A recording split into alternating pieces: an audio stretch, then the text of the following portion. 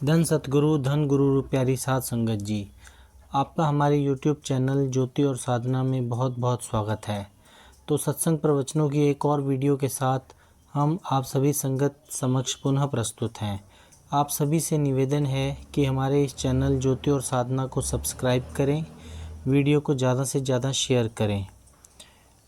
सत्संग प्रवचनों को शुरू करने से पहले गुरु प्यार का एक छोटा सा शब्द आप सभी संगत समक्ष रखा जा रहा है। आप सभी से निवेदन है कि कृपया ध्यान पूर्वक सुने। धन सतगुरु जी।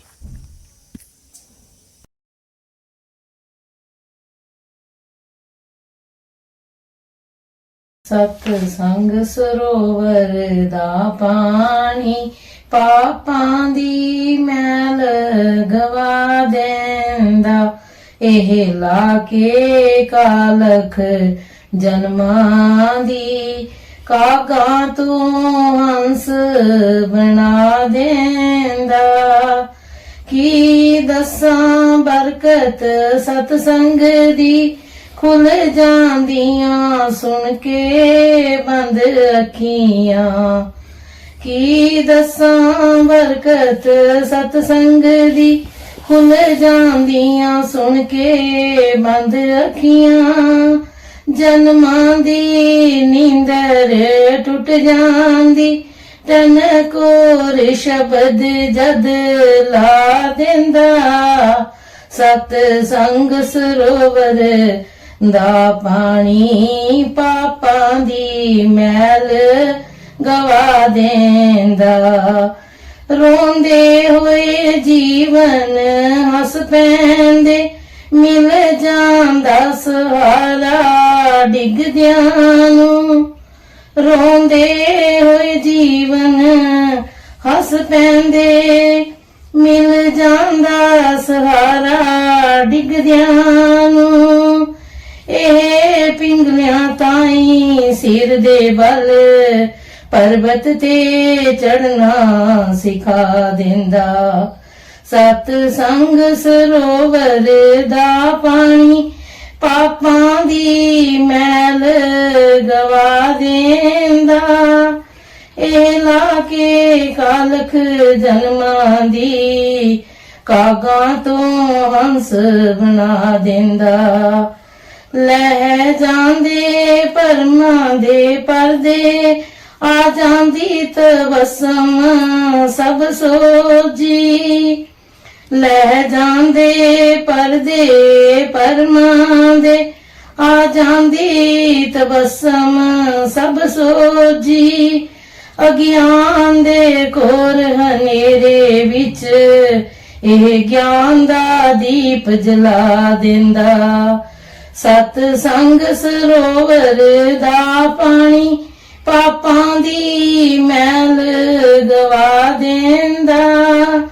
एह लाके कालख जन्मां दी कागां तो हंस बना देंदा।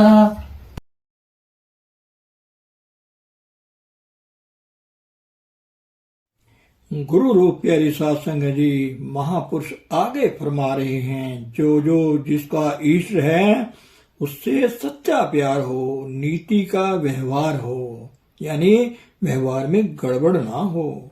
जिस हालात में भगवान रखे उसी में प्रसन्न चित्त रहना, ये तीन बातें जिस व्यक्ति के अंदर हो उसका कल्याण निश्चित है।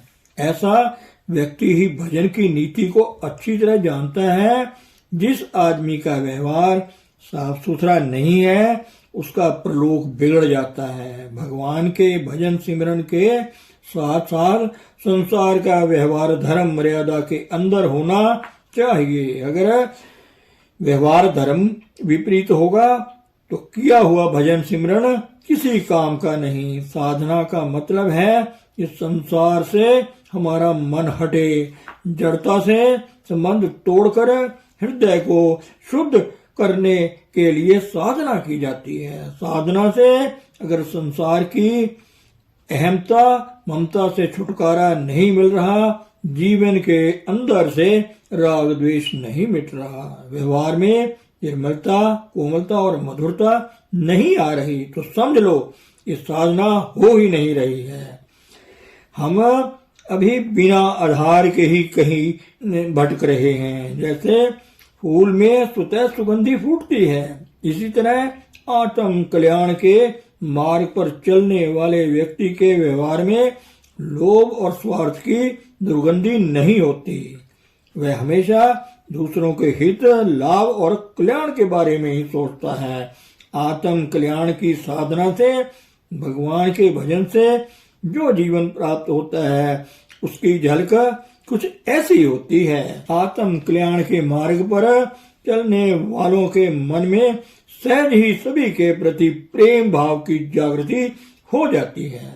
विनम्रता की मिठास और वाणी में संयम आ जाता है। सहज स्वभाव से उनकी सर्वहितकारी मति हो जाती है। वे अपने गुण और गौरव को छिपाकर रखते हैं। कोई पीठ के पीछे हो या मुंह के सामने, उनके व्यवहार में दुर्भावना नहीं होती। संत महापुरुषों का यही निष्कपट और सरल विशुद्ध जीवन का रहस्य है। मन साचा मुख साचा सोई, अवर न पेखे एकस बिन कोई, नानक ए लक्षण ब्रह्म ज्ञानी होई। ऐसे महापुरुषों का मिलाप प्रभु की अपार कृपा से ही होता है। जब व्यक्ति के ऊपर भगवान की अपार दया मेहर होती है तो ऐसे महापुरुषों का मिलाप हुआ करता है। संत विशुद्ध मिलहि परिते ही, चित वही राम कृपा कर जेहि। जो जीव संतों की शरण में आ जाते हैं उनका तो उद्धार हो जाता है, लेकिन जो संतों के वचनों पर ध्यान नहीं देते वो युगों युगांतरों तक अत्यंत कष्ट पाते हैं। संत शरण जो जन पर, सो जन ओधृण हार। संत की निंदा नानका, बहुर बहुर अवतार। भगवान कहते हैं कि जीव को कभी भी संतों का अपमान नहीं करना चाहिए। पूर्ण महापुरुषों को भगवान का रूप ही मानना चाहिए।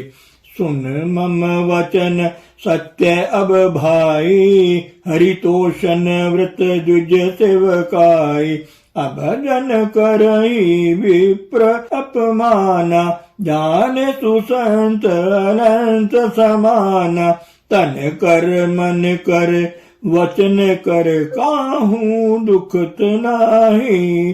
तुलसी ऐसे संत जन, राम रूप जग माई। संतों का संग तो एक ऐसी बहती हुई धारा है कि जो जीव इसमें एक बार भाव के साथ डुबकी लगा लेता है उसका उद्धार हो जाता है। वह कभी भी जन्म मरण के चक्कर में नहीं फंसता। जो जीव संतों के वचनों का ध्यान नहीं देते उनका कभी भी कल्याण संभव नहीं है। शास्त्रों में 2 प्रकार के जीव बतलाए गए हैं, खल और शठ। शठ का उद्धार हो जाता है और खल का नहीं होता। मानस में गोस्वामी तुलसीदास जी लिखते हैं, शठ सुधरे सतसंगत जाए, पारस मिल सुधा तु कहाई। खल करही बल पाई स्वसंगा, मिटह न मलन स्वभाव भंगु। शुद्ध हृदय वाला प्राणी यदि कुछ संगत में फंसकर मार्ग भ्रष्ट हो जाता है तो वह शठ कहलाता है। जब दोबारा सत्संग मिलने पर वह सही रास्ते पर आ जाता है तो फिर उसका उद्धार हो जाता है। किंतु अशुद्ध हृदय वाला खल प्राणी अपने स्वभाव का त्याग नहीं कर पाता। जैसे लाख की लकड़ी को आग के पास रखने से नरम पड़ जाती है और आग से दूर करने पर फिर कठोर हो जाती है, ऐसे ही खल प्राणी पर सत्संगत का थोड़ी देर तक ही असर रहता है और बाद में फिर वह अपने दुष्ट स्वभाव में प्रवृत्त हो जाता है। इस कारण से खल प्राणी का उद्धार नहीं होता।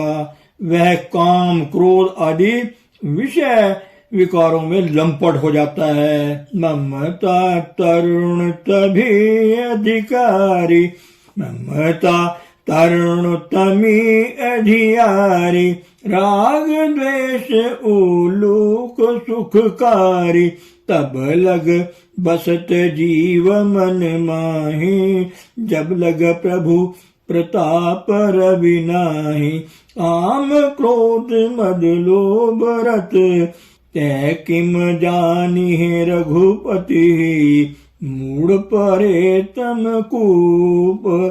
काम क्रोध मोह और लोभ रूपी चमगादड़, राग द्वेष रूपी उल्लू तभी तक हृदय में रहते हैं जब तक माया का अंधकार हृदय में छाया हुआ है। जिस दिन प्रभु प्रेम का प्रकाश हृदय में पहुंच जाएगा, उसी दिन वह उल्लू और चमगादड़ हृदय से निकलकर भाग जाएंगे और सारे दोष अपने आप मिट जाएंगे।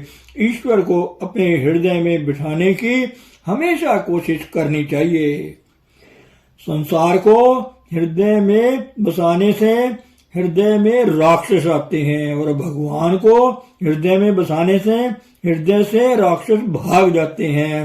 राक्षस व्यक्ति को अपने जैसा बना देते हैं और भगवान व्यक्ति को अपने जैसे भगवतीय गुणों से सजा देते हैं। इन राक्षसों के उत्पन्न से बचना चाहते हैं तो हृदय में भगवान को बसाने का प्रयास करते रहो। भगवान को हृदय में बसाने का सरल और सुगम तरीका है भगवान की कथा को बार बार पढ़ना या सुनना। हमेशा ही पूर्ण महापुरुषों का सत्संग करो और उनके श्री मुख से भगवान की कथाएं सुननी शुरू कर दो। गुरुवाणी में आता है, अगम अगाधि पार ब्रह्म सोई, जो जो कह सो मुक्ता होई, सुन मीता नानक बिनवंता, साध जना की अचरज कथा, संत संग अंतर प्रभु डीठा, नाम पदारथ लागा मीठा।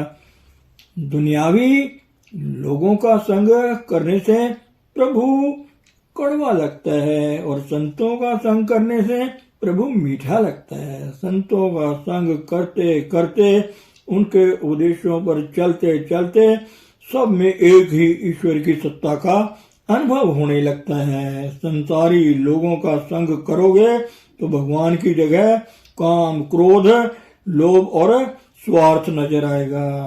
फिर तुम्हें ये संसार नजर नहीं आएगा। रामचरितमानस में भगवान शंकर पार्वती से कह रहे हैं, उमा जे राम चरण रत विगत काम, मद क्रोध सकल जगत दीखे राम, मैं के ही सन करें विरोध। ये काम, क्रोध, मोह, लोभ और अहंकार के कुत्ते तभी तक प्राणी को काटते हैं जब तक प्राणी भगवान का बन नहीं जाता। सच्ची बात तो ये है कि संसार के प्रेम में जिसका मन फंस गया, जिसने अपना हृदय और बुद्धि संसार में फेंक रखी है, वह व्यक्ति मरा हुआ ही है। देखो रामचरितमानस में कैसा सुंदर नियम बना दिया। हमारी भारतीय संस्कृति में 14 प्रकार के व्यक्ति जीवित ही मरे हुए माने गए हैं। वे हैं कौल काम वच कृपण विमूढ़ा, अति दरिद्री अजमी अति बूढ़ा, सदै रोग वश साहत क्रोधी, विष्णु विमुख श्रुति संत विरोधी, तन पोषक निंदक अधलानी, जीवत शव सम 14 प्राणी। पहला, स्त्री के अधीन रहने वाला कामी व्यक्ति। दूसरा, परोपकार में धन न लगाने वाला कंजूस व्यक्ति।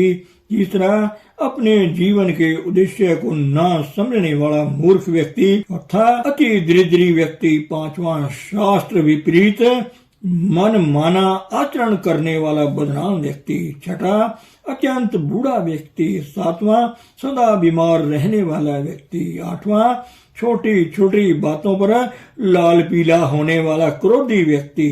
नौवां, प्रभु विमुख प्राणी। 10वां वेद शास्त्र का विरोध करने वाला व्यक्ति। 11वां संतों और भक्तों का विरोध करने वाला व्यक्ति। 12वां केवल अपने शरीर के पालन पोषण में लगने वाला व्यक्ति। 13वां दूसरों की निंदा करने वाला व्यक्ति। और आखिरी पाप कर्म में रत रहने वाला व्यक्ति। इस 14 प्रकार की मृत्यु से व्यक्ति की रक्षा भगवत कथा करती है। जब मनुष्य अपने मानवीय जीवन के कर्तव्य को भूल जाता है, उस प्रसाद का नाम है मृत्यु। भगवत कथा इस मृत्यु से मनुष्य की रक्षा करती है। भगवत कथा मन में परमेश्वर को लाकर बिठा देती है। इसी कारण से ये प्रभु की कथा का अमृत है। संसार के 3 तापों से तप्त प्राणियों के लिए यह भगवत कथा संजीवनी है। मनुष्य कर्म करता है तो उस कर्म का कुछ ना कुछ कचरा हृदय में जमा हो जाता है। बिना कचरे यानी मल के निर्दोष कर्म हो ही नहीं सकता। जैसे अग्नि धुएं से ढकी रहती है, ऐसे प्रत्येक कर्म दोष से ढका रहता है। भगवत कथा इस कर्म के मल को धो डालती है। भगवान जब हृदय में आते हैं तो हृदय का सारा मल दूर हो जाता है और हृदय अच्छा और पवित्र हो जाता है। तो उसी वक्त प्राणी के हृदय में सभी सुख देने वाली प्रभु की प्रेमा भक्ति का जन्म होता है। धन सतगुरु, धन गुरु प्यारी साथ संगत जी।